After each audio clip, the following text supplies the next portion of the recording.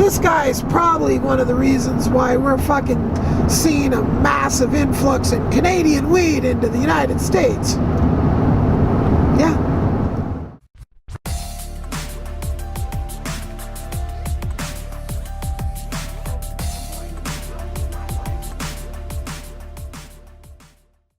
We were smuggling weed in the last episode. We got nabbed, and then they had to let us go because we didn't have anything on us. We come back to Portland, and now we're kind of scared to do another run. I knew this other crew through glass blowing. I used to sell my glass to these guys that had this head shop, and they were always having tons of Canadian, but it was really never that good. Canada was, or I should say BC. BC fucking pioneered ruderalis. And they're just capitalist bullshit, you know. So they started crossing all these strains because they were like the kings of the sea of green. So they were trying to fucking have crops in like 5 seconds, you know, or like 5 weeks or whatever it was. But so they were just budding, just millions of plants when they were just this big. And you get a lot of this weed from this. It's this really, really dense, really fucking orange. And it really wasn't that good, right? And this crew had that shit a lot. And so I didn't fuck with them much because I had more of a medical and connoisseur clientele. So I was always trying to get the best shit. And I knew they had Connect that was going across the border.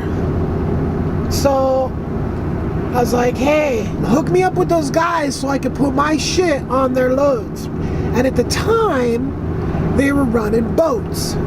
I did this run a few times on fucking, what was it between? We'd end up in Victoria on Vancouver Island. But where the fuck would we leave the United States? I can't fucking remember. I gotta hook up with the main cats now because now I'm giving them my money. First I started taking my own money up there, but then it was just easier for them to take my money. And then I just was up there, so I just, you know. Anyway, I'm up there and I go up there with their money. I don't have their money, I'm just with that load, right? So it's like there's a load of money going and me and my money, but we're separate. So I get up there, I get all the weed that I need, which is like, I don't know, maybe 50 pounds or something like this. But the point is I get it fast and I'm back and I'm like, okay, I'm ready to go back. And they're like, you're done? Can you get any more? I'm like, yeah. How much more? I'm like, how much do you need? And I'm like, my guy's right here, and I'm on the phone, and he's like, well, how much can you get? I'm like, how much can you get? How much do you need? How much do we need? How much can you get? How much can you get? And I'm fine, you know, and finally he goes, just come out to the island and pick up money. Well, now the only way to get out to the island is through seaplanes or boats or ferries. It's already pretty late in the evening, and to wait for a ferry and get there and then wait, I'm not going to get back in the same day. And it's like, I'm trying to get back down to Portland because that's where you make the money. You know, buying the shit at that point wasn't where the money was at. It was selling it back in Portland. So, which took like 5 seconds, right? I jump on a seaplane and I fly out to the island, but then the seaplanes only fly during the day. So it was already getting dark. They didn't fly at night. So I got dropped off there. I got picked up. I got taken out to a house and I got handed a suitcase and they said there was $1 million in there. And it was like your normal carry-on size suitcase. I'm like, okay, I'll be back. So I go hop on the fucking ferry and kick my feet up on the suitcase and proceed to fall asleep because I'm just fucking beat. When I was up in Canada, it was insane. I was just like working my ass off. You know, I'd fucking run across the border in the middle of the night and then start contacting people and, oh fuck, the exchanging of the money. Fucking everything had to be switched into Canadian. So we'd have all our money in $1,000 chunks. Well, you could exchange so much money, I don't remember the exact amount, without enacting your ID being given to them, right? So there's all these exchange places up and down this strip in Canada.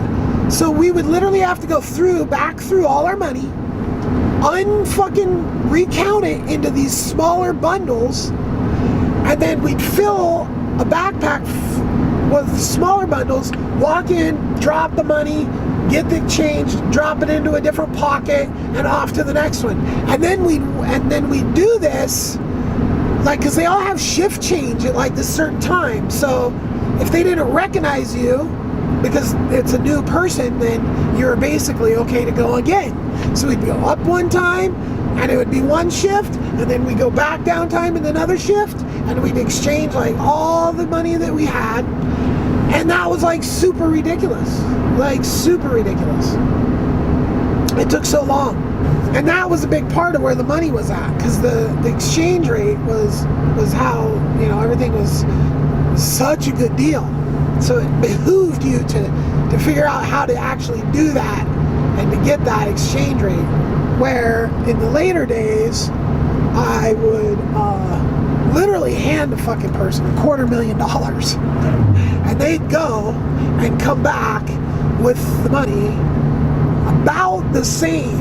I mean, it was pretty impressive and scary AF handing off that kind of dough. So I sleep all the way back on the ferry. I get picked up when I get back, proceed to start counting the money. Well, the money's short. And this was an epidemic with this whole crew. Like, they were a front crew, so they would literally like get shit handed to them that was other people's money, and then they were all like, sell it, sell it, sell it, sell it, you know, because it's a high turnover that you're looking for. Everybody's just, and then people are just, you know, getting handed, you know, like 50 pounds or 30 pounds or something, right? And they owe like $2,500 a pound or $3,000 a pound or whatever it was.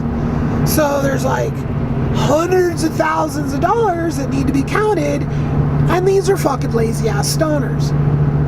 And not only lazy ass stoners, they're fucking piece of shit thieves in capitalism. I mean, that's like the common denominator. Everybody's got their fucking hand in your pocket, just like this bitch at KOA just fucking ripped me off for $8, okay? Never ends in capitalism. Everybody's trying to rip everybody off constantly, except for the few of us who've risen above that bullshit and preach against it. A resource-based economy will cure this fucking disease of greed in the human race. It's disgusting. Fucking thieves. Anyway, I'm up there buying the fucking weed. I've got to actually pay the fucking price. I can't just hand somebody a fucking suitcase like, yeah, that's $1 million. Give me $1 million of weed. No, it's not how it works. It's like, this guy's got fucking 100 pounds. This guy's got 30 pounds. The people that had the fucking weight that could cover those huge orders, it was all that crap, right? All that tight, nugged fucking shit that just orangey that nobody really liked it much. And if grinders were more of a thing, those probably would have been more popular. It probably would have worked better, but anyway. I'm up there, I'm like, first off, I got to get the money flipped into Canadian, right?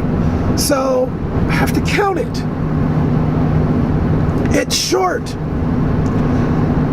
So it's short. I mean, $1 million turned out to be like 80,000 or some shit short. I mean, it was a fucking lot of money, and I'm like, I'm not covering this shit. Yeah, this is like the second round of my Canadian thing. Like, I set it all up with this one crew. That was the Huey and the Donovan. So that's a lot of context that I'm leaving out. Okay, so right after we got nailed on the border, I started sending my money through this other crew. My money, Cedar's money, some of my people's money, and then they would send some weed down for us to buy. So their money too would come down. So this is happening, right? Well, this happens and everything's going fine, right? Well, I'm paying like $100 or $150 a pound for the smuggling fee, and then some nominal thing for the cash to be smuggled as well, right? Well, I'm charging everyone like $300 or something. I don't remember. Okay, so everything's fine. I'm making truckloads of money. My money's just up, up, up, up, up. Everybody's making money, right? Okay, well, and I'm like the man. I'm flying up and down to Canada and putting the deals together. The feds fucking pounce on me on my way. So I'm in the fucking Canadian airport. I've already told this story, but I'll just kind of summarize. I'm in the Canadian airport. The Canadians get a fucking request from the feds, the FBI, to push my flight, to fuck me off for another flight so they can get a SWAT team together to scoop me up off the flight when I get there. So they're fucking with me. I miss my flight. I get on the next flight and I land and I get on my phone. I'm on the phone and it's a tarmac. It's not into the whatchamacallit, which I don't know if that was for me or what. But I'm like walking off the plane, and all of a sudden I'm surrounded by a bunch of dudes in suits telling me to get off the phone. I'm like, who the fuck are you, man? And what I thought, because I literally didn't wait to get on my phone until the plane had stopped or whatever you're supposed to wait. I thought that's what it was. I thought I was getting busted by like the cell phone police or something. I mean, and then they're like, but no, they're arresting me for that bank fraud shit because, well, I never fucking paid them. And at that point, I had just got to the point where I could have paid them. I was pissed off because I really only owed them like $5,000, but they had ran it up to $15,000, and it's like, fuck you, you bitches. I was making the payments, and then you're like, we want all the money back right now, and I freaked out.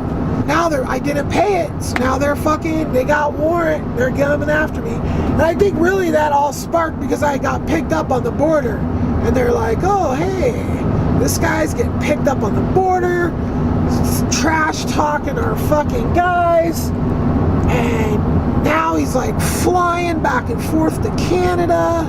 This guy's probably one of the reasons why we're fucking seeing a massive influx in Canadian weed into the United States.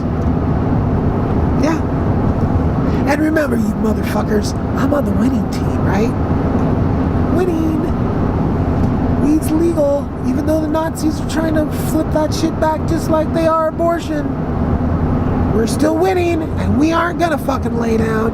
I'm like, holy shit. Well, you know, the feds don't follow the rule of law at all. They fucking manipulate, lie, which is breaking the law, okay?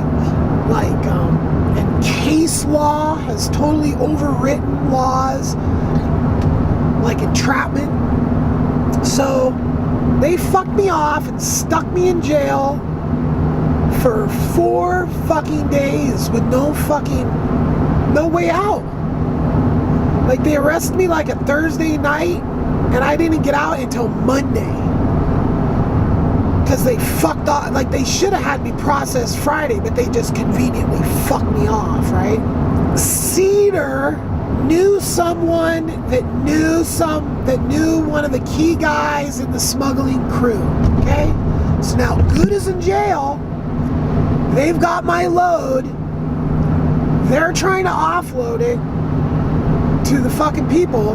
They're impatient. Like, they just don't wait for me to fucking get out of jail for a week or something. No. They just immediately fucking contact dude and fucking tell him how much he owes for the shipping. Okay, so at that point, Cedar's like, holy fuck, Guda's been charging me all this money for shipping, and Yui and Donovan and everybody. That's fucking capitalism, bitches. Yeah. So I put that shit together, and I was making money for putting it together. Yeah.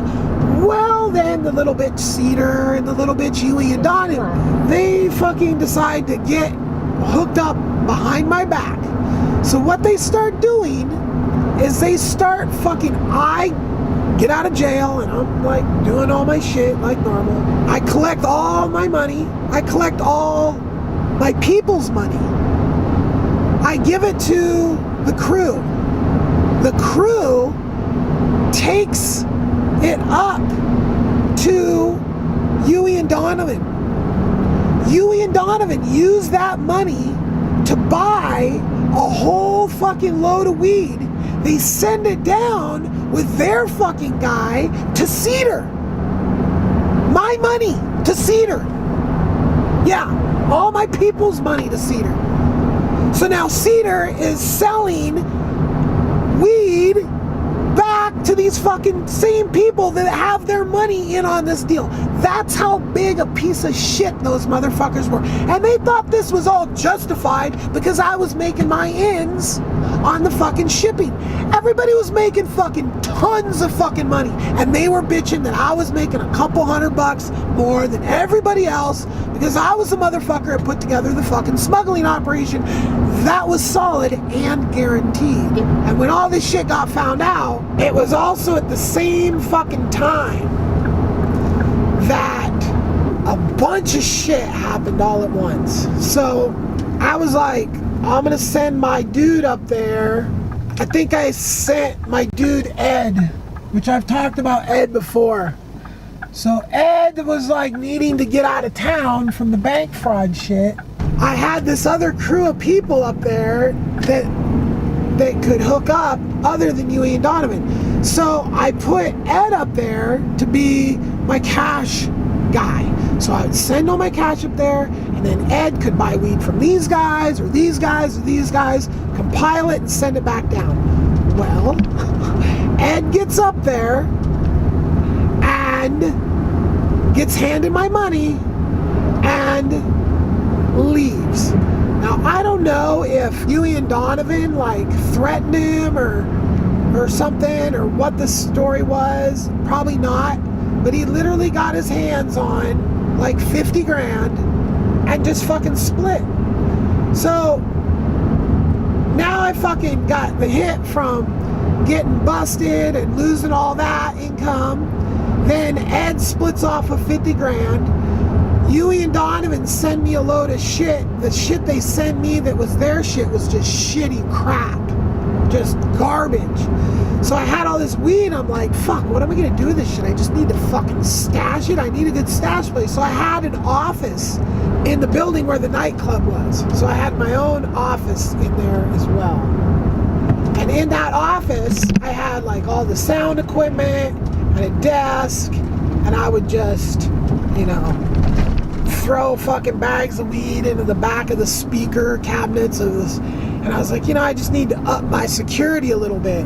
So I go to this gun store on Foster called like the Gun Room or something like that, and I buy a gun safe. And then I hire them, because who knows how to move a fucking gun safe? I hire them to deliver it. Well, the people who delivered it came back 10 days later and stole it. Yes, the professionals associated with the Gun Room on Foster broke into my office and stole the fucking gun safe they had delivered 10 days earlier. How do I know it was them? Because nobody else knew it was there and knew how to move a fucking safe like that.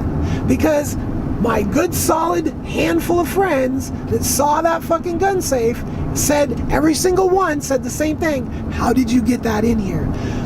It was such a big gun safe, it was the entire size of a doorway. It was enormous, and it weighed like 4,000 pounds or some shit. I don't know if that's the right way. It was fucking insane, right? Yeah, they came back and stole it. It had Huey and Donovan's shitty ass weed they fucking sent down in the load for me to sell in it. So that crappy weed, because nobody wanted it, I ended up having to cover that, right?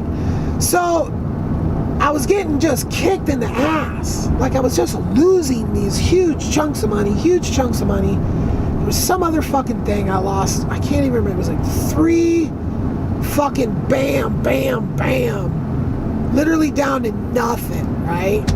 But all my fucking people had money in on all these occasions where all this money was lost, and I covered them all out of my money. So I was pretty much broke, but all my crew had money. So I fucking had another friend that was this guy Ted. He had been up there, and somehow he had met this crew up there. So I fucking headed back up there, smuggled back into the smuggling thing again, said I need to go up there this time. So I go up there, I meet this crew, and then it was like I wasn't dealing with Huey and Donovan at all. I wasn't dealing with Cedar. I mean, it was like we just fractured, and Cedar went with them, and they had their own way that they had been smuggling for years. They had like a dude that was this dude's a fucking star. He was in like and I met him on a few occasions. I think he was in Heat. He's a Hispanic dude, and he was a legitimate movie star.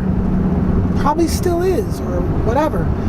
But I think he was how they were able to get shit across the border somehow, maybe. Not even sure on that, speculating. Because I'd see him in town when Cedar would all of a sudden have shit. So, yeah. Anyway, because they had been smuggling stuff prior. There was this dude that, God, I can't remember his name.